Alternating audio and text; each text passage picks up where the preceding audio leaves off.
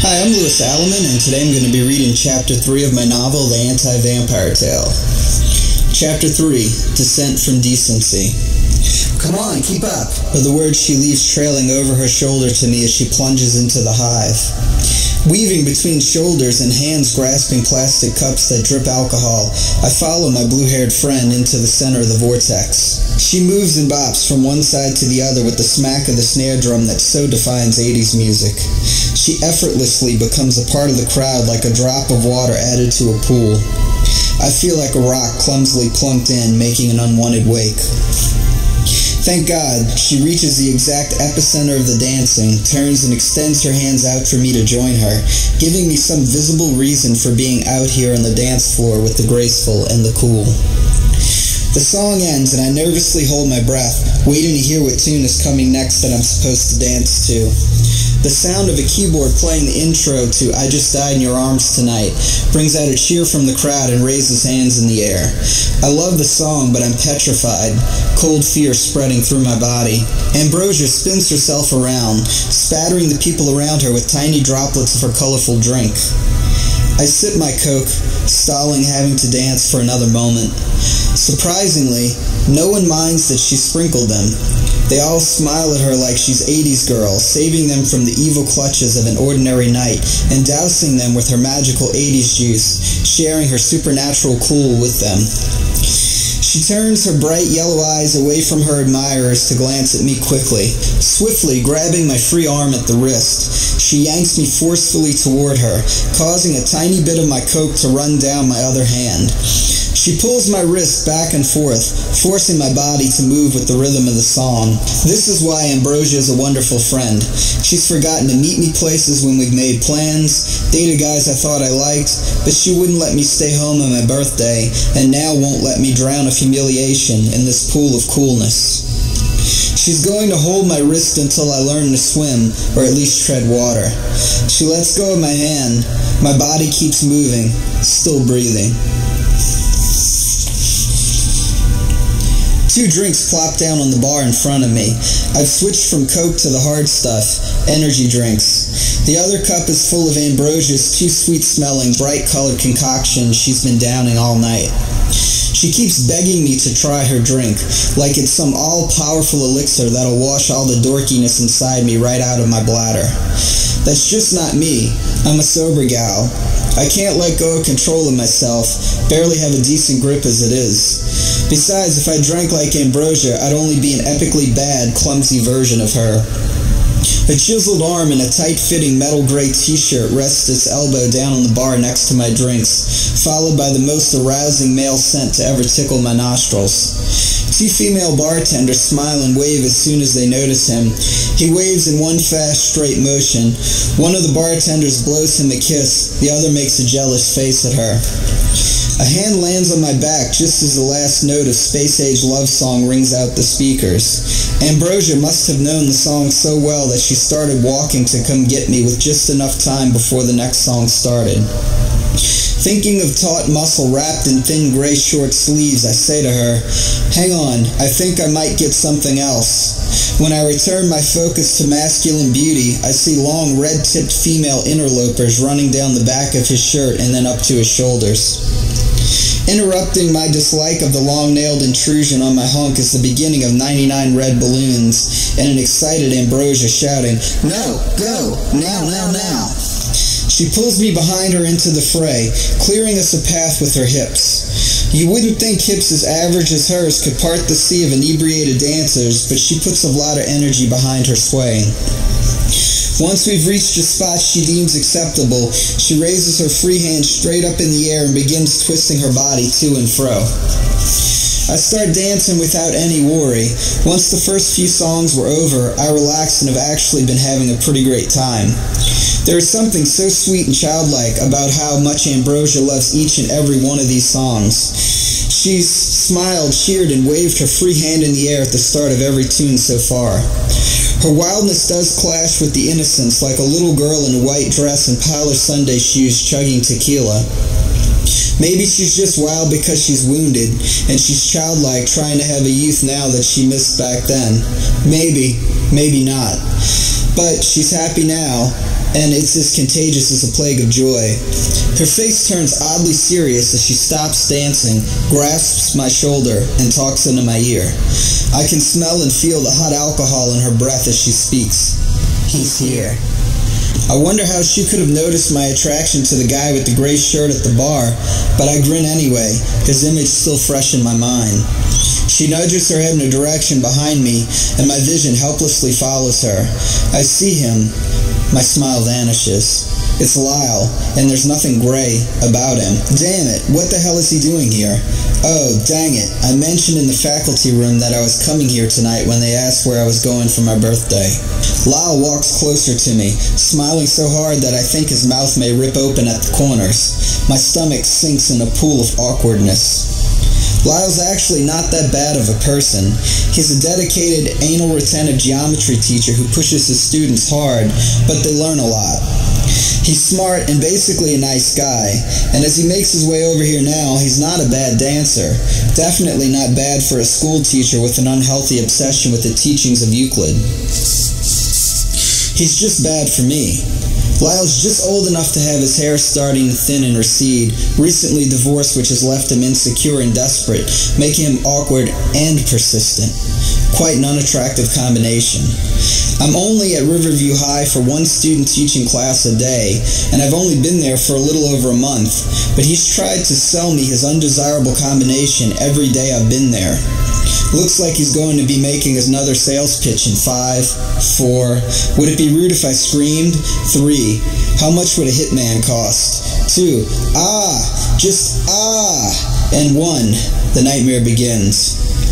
Ruby, happy birthday, he says, raising his cup for a toast. I tap my cup against his as gently as possible. He moves closer, raising his free arm as if he's coming in for a hug. My stomach threatens to revolt if my brain can't save me from this onslaught. My mind is frozen like it's stuck in an alien tractor beam.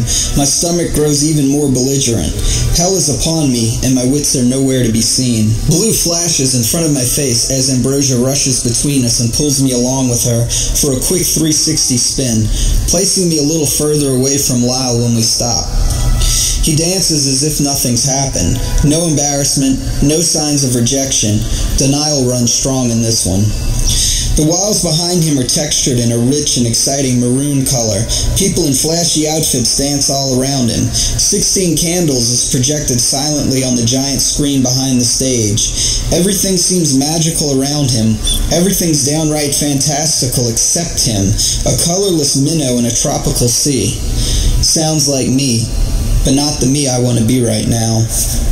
Not even the wisdom of Molly Ringwald, the eternally cool teenager, and Long Duck Dong up on the screen can penetrate the wall of Buzzkill that is Lyle.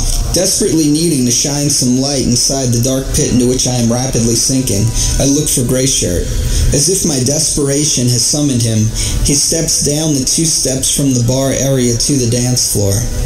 Before now, I've only seen him from the waist up at close range at the bar. I didn't get to see his tight black leather pants, and might I say, yowza. His smooth, pale white skin tucked inside the gray shirt and black pants truly is a light piercing the darkness that surrounds me. Buzzkill Lyle steps in front of the view of my Adonis. Ruby, I should get you a birthday drink. What are you drinking? No, it's okay. I still have plenty left. Oh, come on, it's your birthday. No, really, I'm fine. A shot? Sex on the beach? No thanks. Gotta tell me what you're drinking or I'm just gonna pick something for you. I'm drinking an energy drink.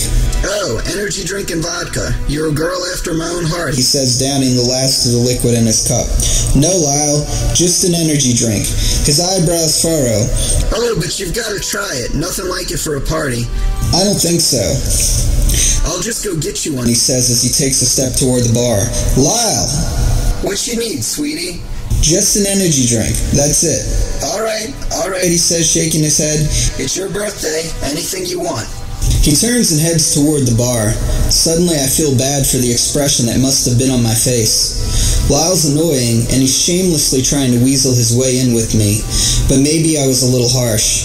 I think I saw a hint of hurt on his face, but his unrelenting persistence should help him forget all about it in a minute or so. He certainly ignored every not interested signal I've ever sent to him, and there have been plenty. It would be nice if he remembered my anger until 1 second after tonight's over.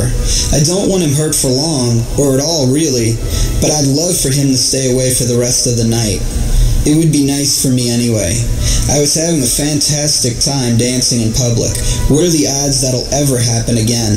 Heck, the odds are staggering that it happened even once. Now where is Gray? I scanned the dance floor. A group of girls, a drunk guy stumbling, a drunk girl unknowingly flashing everyone a clear view of her underwear while she tries to climb up on the stage. I'm not sure if anyone's supposed to go up there. Well, at least she's not wearing a thong. On second thought, in this place, thank God she's wearing underwear at all. A bouncer rushes to her area. I guess that proves no one's supposed to go up there but the hired dancers. Moving on in my scan of the dance floor, I see a pack of girls who are all dressed up 80s style with lots of rouge and blue eyeshadow, clips and bows in their hair. They look authentic. I almost wish Ambrosia and I would have dressed up too, but then again, she's always dressed as her own character. And there is Ambrosia. It looks like she's made friends and is dancing with a group of people. She likes Lyle less than I do. She didn't even tell him hello. I dragged Ambrosia along with me to Riverview High's back to school fair a few weeks ago, and she had the displeasure of meeting Lyle there. It's no wonder that she set up camp elsewhere on the dance floor. There's not much dance floor left to search. My heart starts to sink. Maybe he's gone. A heavy guy who's been leaning on the stage all night watching girls dance makes his way back to his usual spot. As he moves along, revealing people he was blocking from my view, Gray appears. Perfect skin clings tightly down the steep slope of his imposing cheekbones. His lips are so beckoning that the air around them fights in jealousy to slide over them. His eyes pierce, blue and lit up like a fire. They're on me. Oh my God, they're on me. 3 girls dance around him, but he looks over their heads to me. I can't look away. He steps forward, girls sliding to the side as he passes them.